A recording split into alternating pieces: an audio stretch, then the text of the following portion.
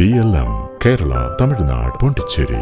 പാലാ നഗരസഭയിൽ അധികാരം പിടിക്കാൻ LDF ഒരു ശ്രമവും നടത്തിയിട്ടില്ലെന്ന CPIM area secretary Sajesh Sasi.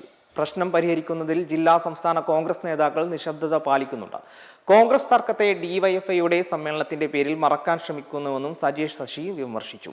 CPIM സ്വതന്ത്ര കൂട്ടായ്മയും തമ്മിൽ ഒരു ബന്ധവും ഇല്ലെന്ന് പറഞ്ഞ സജേഷ് ശശി നഗരസഭയിൽ നിലവിൽ ഭരണ പ്രതിസന്ധിയാണെന്നും കൂട്ടിച്ചേർത്തു. ജനങ്ങളെ ബാധിക്കുന്ന പ്രശ്നങ്ങളിൽ പ്രതിപക്ഷത്തിന്റെ ഉത്തരവാദിത്തം നിറവേറ്റണമെന്നും അദ്ദേഹം വ്യക്തമാക്കിയിട്ടുണ്ട്. UDF സ്വതന്ത്ര കൂട്ടായ്മ സഖ്യം ഭരിക്കുന്ന പാലാ നഗരസഭയിൽ രാഷ്ട്രീയ നാടകങ്ങൾക്കൊടുവിൽ സ്വതന്ത്ര കൂട്ടായ്മയ്ക്കുള്ള പിന്തുണ കോൺഗ്രസ് പിൻവലിക്കുകയായിരുന്നു.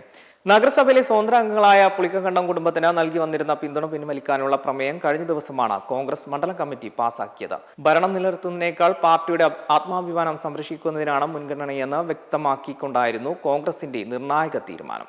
DYFI സമ്മേളനത്തിന് കൊട്ടാരമറ്റം സ്റ്റാൻഡ് വിട്ടു നൽകുന്നതുമായി ബന്ധപ്പെട്ട നഗരസഭാ കൗൺസിൽ യോഗത്തിൽ ഉണ്ടായ നാടകീയ രംഗങ്ങളാണ് കോൺഗ്രസ് പ്രാദേശിക നേതൃത്വത്തെ ഈ കടുത്ത തീരുമാനങ്ങളിലേക്ക് നയിച്ചത്. DYFIക്ക് വേണ്ടി ഒത്തുകളിച്ച ദിയ ബിനു പുളിക്കകണ്ടത്തിന്റെ നേതൃത്വത്തിലുള്ള ഭരണസമിതിയെ അംഗീകരിക്കാനാകില്ലെന്നാണ് കോൺഗ്രസ് പ്രാദേശിക നേതാക്കളുടെ പൊതുവികാരം.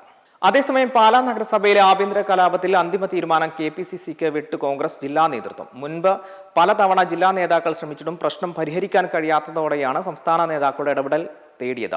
അന്ന് ഭരണം പിടിച്ചത് അഭിമാനം എന്ന് പറഞ്ഞ UDFന് ഇന്ന് അപമാനമാകുന്ന അവസ്ഥയിലാണ് കാര്യങ്ങൾ.